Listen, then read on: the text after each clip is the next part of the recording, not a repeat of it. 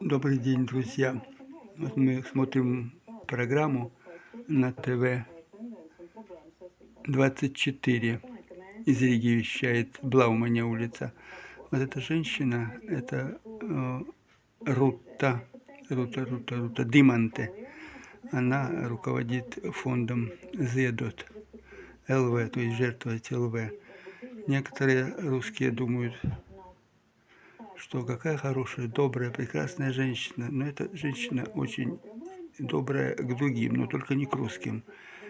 Она с удовольствием собирала средства под ее руководством, с ее благословения, на снос памятникам освободителям Латвии в Пардаугаве.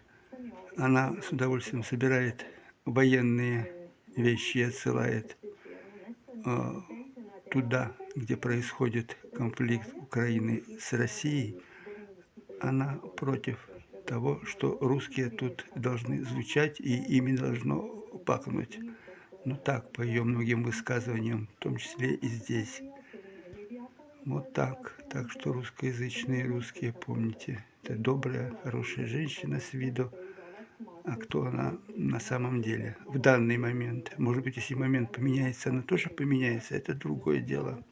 А пока она такая, очень глубокая, как говорится, вот сверху у нее собирать больным, убогим, а плюс еще с удовольствием уничтожать русскую Латвию